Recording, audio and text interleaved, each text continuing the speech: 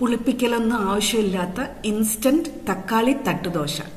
തക്കാളിയുടെ ഒരു ചെറിയ പുളിപ്പും ചെറിയ എരിവോടും കൂടിയ ഈ ദോശയ്ക്ക് കൂട്ടിനായിട്ട് ഒരു പുതിന ചട്നിയുടെ റെസിപ്പിയും ഉണ്ട്. നമസ്തേ, ഞാൻ ധന്യ. ഇത് വെജ് കേരള. എല്ലാവർക്കും വെജ് കേരളയുടെ ഒരു പുതിയ വീഡിയോയിലേക്ക് സ്വാഗതം. വീഡിയോ ഇഷ്ടപ്പെട്ടാൽ ലൈക്കും കമന്റും പിന്നെ ഒരു ഹൈപ്പും കൂടെ തരാൻ മറക്കല്ലേ.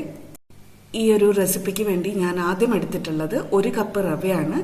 വറുത്ത റവയാണ് എനിക്ക് കിട്ടിയിട്ടുള്ളത്. അതൊന്ന് സോഫ്റ്റ് ആക്കി എടുക്കണം നമുക്ക് ആദ്യം. രണ്ടാമതായി എടുത്തിട്ടുള്ളത് അവലാണ്. എനിക്ക് നാടൻ അവല്, കുറച്ച് കട്ടിയുള്ള അവലാണ് കേട്ടോ കിട്ടിയിട്ടുള്ളത്. 1 കപ്പ് എടുത്തിട്ടുണ്ട്. അവല് പൊടി എന്തെങ്കിലും ഉണ്ടെങ്കിൽ കളയാൻ വേണ്ടിയിട്ട് ആദ്യം ഒന്ന് കഴുകിയെടുത്തു.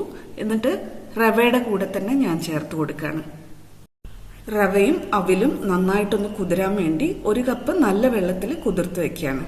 അത് നല്ലതായിട്ട് സോഫ്റ്റ് ആയി കിട്ടും. അടച്ചു വെച്ച് ഒരു 5-10 മിനിറ്റ് നമുക്കിത് മാറ്റി വയ്ക്കാം. ഇതിലേക്കായിട്ട് 2 വലിയ തക്കാളിയാണ് ഞാൻ എടുത്തിട്ടുള്ളത്. ഒരു 5-6 മിനിറ്റ് കഴിഞ്ഞ് തുറന്ന് നോക്കിയപ്പോൾ അവിലും റവയും ഒക്കെ നന്നായിട്ട് സോഫ്റ്റ് ആയിട്ടുണ്ട്. ഇനി ഇത് നമുക്കൊരു വലിയൊരു മിക്സർ ജാറിലേക്ക് ചേർത്ത് കൊടുക്കാം. ഇനിയും കുറെ ഇൻഗ്രീഡിയൻസ് ചേർക്കാനുണ്ട്, അതാണ് വലിയ ജാർ എടുത്തത്.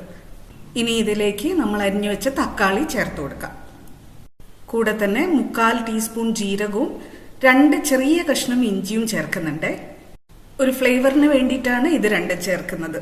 കശ്മീരി ചില്ലി എടുത്തിട്ടുണ്ട് 1 ടേബിൾ സ്പൂൺ. ഇതിന് പകരം എരിവുള്ള മുളകും കശ്മീരി ചില്ലിയും പകുതിയായിട്ട് എടുക്കുകയും ചെയ്യാം. പിന്നെ ഗോതമ്പ് പൊടി എടുത്തിട്ടുണ്ട് ഒരു 1/2 കപ്പിന്റെ ഏകദേശം ഒരു 1/4 ഭാഗത്തോളം. തൽക്കാലം ഇപ്പോഴേക്ക് ഒരു 1/4 ടീസ്പൂൺ ഉപ്പും കൂടെ ചേർക്കുന്നുണ്ട്.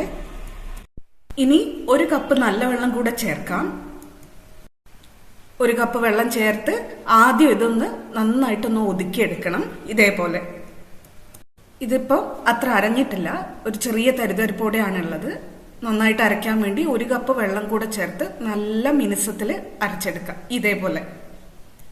ഇനി ഒരു ഇൻഗ്രീഡിയന്റും കൂടെ നമുക്ക് ചേർക്കാനുണ്ട്. അതിനുവേണ്ടി ഇതാദ്യം നമുക്ക് മറ്റൊരു പാത്രത്തിലേക്ക് മാറ്റാം. ബേക്കിംഗ് സോഡ ചേർക്കാണ് 1/2 ടീസ്പൂൺ. ഇതിലേക്ക് ഇനി ബേക്കിംഗ് സോഡ റിയാക്ട് ചെയ്യാൻ വേണ്ടിയിട്ട് വിനീഗറോ നാരങ്ങ വെള്ളം ഒന്നും ചേർക്കേണ്ട ആവശ്യമില്ല. ടൊമാറ്റോയിലുള്ള തക്കാളിയിലുള്ള ആസിഡ് തന്നെ ബേക്കിംഗ് സോഡ റിയാക്ട് ചെയ്യാൻ ഹെൽപ്പ് ചെയ്യും. ബേക്കിംഗ് സോഡ ചേർത്തിട്ട് നന്നായിട്ട് മിക്സ് ചെയ്ത് കൊടുക്കുക. അപ്പോഴേക്കും ഇത് പ്രവർത്തിച്ചു തുടങ്ങും. ദോശയുടെ കൺസിസ്റ്റൻസി നല്ല വെള്ളം ഒഴിച്ച് അഡ്ജസ്റ്റ് ചെയ്യാം, ഉപ്പും കൂടെ അഡ്ജസ്റ്റ് ചെയ്യാം. എന്നിട്ട് ഇപ്പൊ തന്നെ നമുക്കിത് ചുട്ടെടുക്കാം. ഇനി ഞാനിവിടെ ഒരു ദോശച്ചട്ടി മീഡിയം ഫ്ലെയിമിൽ വെച്ചിട്ടുണ്ട്. നല്ലെണ്ണ ഉപയോഗിച്ച് നന്നായിട്ടൊന്ന് ഗ്രീസ് ചെയ്ത് കൊടുക്കാം. ദോശക്കല്ല് ഒരു മീഡിയം ചൂടിലെത്തിക്കഴിഞ്ഞാൽ നമ്മുടെ മാവ് ഒരു തവിയെടുത്ത് ഒഴിച്ച് ദോശക്കല്ലിലേക്ക് ഒഴിച്ച് മീഡിയം വലുപ്പത്തിൽ പരത്തി, അറിയാലോ തട്ടുദോശ ആവുമ്പോൾ ഒരു കട്ടിക്കാണ് കിടക്കുക, ആ ഒരു പാകത്തിന് പരത്തിയെടുക്കണം. ഇതിന് മേളിലേക്ക് വെളുത്ത എള്ളും കുറച്ച് മല്ലിയിലയും ഞാനൊന്ന് തൂവി കൊടുക്കുന്നുണ്ട്. ഇത് ഓപ്ഷണൽ ആണ് കേട്ടോ. കുറച്ച് ഓട്ടകളൊക്കെ വന്ന് തുടങ്ങിയാൽ നമുക്കിത് ഒന്ന് അടച്ചു വെച്ച് വേവിക്കാം. അതിന്റെ ആവശ്യമില്ല, വേണമെങ്കിൽ ഒന്ന് തിരിച്ചിടുകയും ചെയ്യാം. അതൊക്കെ നമ്മുടെ ഇഷ്ടം പോലെ. നീ ദോശ തിരിച്ചിട്ട് ഒന്നുകൂടെ വേവിക്കുന്നുണ്ട് എന്നുണ്ടെങ്കിൽ മേലെ അല്പം എണ്ണ തൂവി കൊടുത്തിട്ട്, നല്ലെണ്ണ തൂവി കൊടുത്തിട്ട് തിരിച്ചിടാം. അതൊരു നല്ല കളറ് വരാനും നല്ലൊരു മണം വരാനും സഹായിക്കും. നമ്മുടെ ദോശ ഇപ്പം റെഡി ആയിട്ടുണ്ട്. നമുക്ക് അടുപ്പത്തുനിന്ന് എടുത്തു മാറ്റാം. ബാക്കിയുള്ളത് ഇതുപോലെ ചെയ്തെടുക്കാം. ഇനി വളരെ പെട്ടെന്ന് നമുക്കൊരു പുതിന ചട്നിയും കൂടി ഉണ്ടാക്കാം. അതിനുവേണ്ടി മിക്സിയുടെ ചെറിയ ജാറിലേക്ക് 1 പിടി തേങ്ങ എടുത്തിട്ടുണ്ട്. ഇനി ഇതിലേക്ക് ഒരു ചെറിയ പിടി പുതിനയില ഇളം തണ്ടോടുകൂടി ചേർത്ത് കൊടുക്കുന്നുണ്ട്. പൊട്ടുകടല ചേർക്കുന്നുണ്ട് ഒരു 2 ടേബിൾ സ്പൂൺ.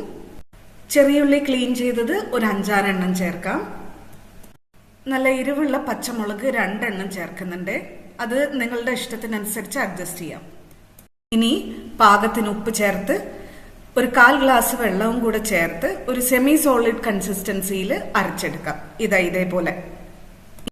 ഇനി ഇതിലേക്ക് ഒരു ബേസിക് ആയിട്ടുള്ള താളിപ്പ് കടുകും വറ്റൽമുളകും കറിവേപ്പിലയും കൊണ്ട് താളിച്ച് ചേർക്കാം.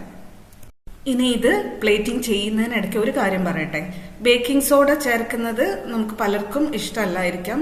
അങ്ങനെയുള്ളവർക്ക് ഈ മാവ്, ടൊമാറ്റോ ചേർത്ത് അരച്ച മാവ് ഒരു 2 മണിക്കൂർ വെച്ച് കഴിഞ്ഞാൽ നോർമലി പോലെ പുളിച്ച് കിട്ടും. എന്നിട്ട് ചുട്ടെടുക്കാം. ഇതാ കണ്ടോ, നമ്മൾ കയ്യിൽ എടുത്തൊന്ന് ചുളിച്ചു കഴിഞ്ഞാലും പൊട്ടാതെയുള്ള അത്രയും സോഫ്റ്റ് ആയിട്ടുള്ള ദോശയാണ് നമുക്ക് കിട്ടിയിട്ടുള്ളത്. അപ്പൊ എല്ലാവരും വീട്ടിൽ ഇത് ട്രൈ ചെയ്ത് നോക്കണേ, എന്നിട്ട് ഫീഡ്ബാക്ക് കമന്റിലിടും. അപ്പോൾ thank you for watching. Dhanya from veg Kerala.